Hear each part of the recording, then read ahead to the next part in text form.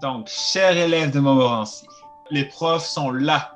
Ils sont là jusqu'au bout, là, avec la patience et la détermination de la réussite de leurs élèves. On a la chance de pouvoir avoir du tutorat, les enseignants sont là, il y a du support de partout. Utilise-les parce que pour de vrai, ça va te servir. Puis sois pas gêné, là. Les personnes sont là pour t'aider. Suis une formation que t'aimes. Fais ce que t'aimes dans la vie. Ta formation, c'est pour toi. La formation que tu suis, c'est pour toi, c'est pas pour quelqu'un d'autre. En temps de pandémie, en tout cas en ce moment, c'est un peu difficile de se séparer de notre poste de travail vu qu'il est juste à côté de nous. On se sent comme un peu forcé de toujours travailler. Fait que, tu sais, de prendre juste un peu de recul, tu sais, du temps pour toi, t'entraîner un 15-30 minutes là, par jour, là, c'est rien. Là. Puis, tu sais, si tu vas revenir, là, tu vas revenir en force. Prendre une marche, faire une course, mais aller dehors. Là. Parce qu'on est littéralement constamment devant notre ordi, là. Puis vraiment aller dehors, juste prendre une petite marche, écouter de la musique, juste respirer, là. Donc vraiment prendre du temps pour soi, puis de le planifier aussi dans notre horaire, parce que des fois ça devient compliqué. Là on se dit, oh mon Dieu, j'ai plus de temps pour moi, mais c'est important, puis il faut le planifier ça pour être certain d'avoir le temps de prendre le temps pour soi. Donc oui, s'organiser, pas laisser des choses à faire à la dernière minute. Parce que sinon, ça devient de plus en plus difficile. C'est normal d'être découragé. L'important, c'est vraiment de continuer. Vous n'êtes pas seul. Vous pouvez en parler de vos inquiétudes à vos parents, à vos amis. Ça fait vraiment du bien. Puis, lâchez pas, vous êtes capable.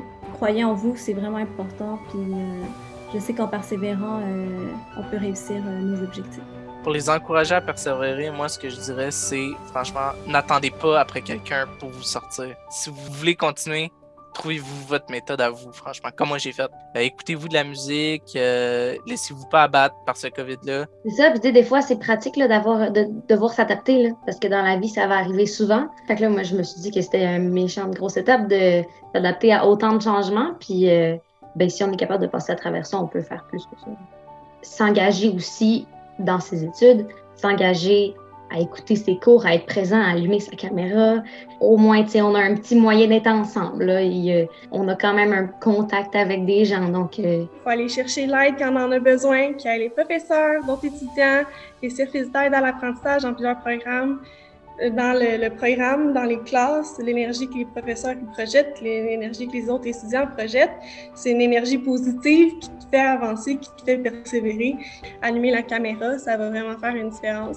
Puis oui, ça fait une différence. Là, on en voit de plus en plus, cette session-ci, c'est vraiment le fun. Mais justement, de voir les autres gens qui sont à travers l'écran, de voir les petits rires, tout ça, des fois, quand il y a des blagues, on voit justement les gens rire. Donc, aussi un acheminement personnel à faire dans tout ça. Il faut que tu travailles sur toi-même, c'est super important. Il faut que tu te crées des objectifs. Il ne faut surtout pas lâcher parce que si tu lâches à moitié de tes objectifs, tu ne seras pas fier de toi. Il faut que tu continues pour voir si c'est ça qui t'intéresse. Sinon, tu peux changer de programme. Il faut que tu te découvres dans tout, mais il faut que tu saches que tu n'es pas toute seule là-dedans. Il faut que tu continues à avancer. Puis, il n'y a rien de honteux à demander de l'aide. C'est tellement important. Il faut se dire qu'on n'est pas seul au monde, surtout. Je crois que ce qu'on oublie, c'est que nous sommes tous humains et des fois, on peut être en colère. On peut être en colère quand on a des étudiants qui posent trop de questions. On peut des fois être en colère pour le professeur qui prend trop de temps. Mais il faut penser aussi autour de nous.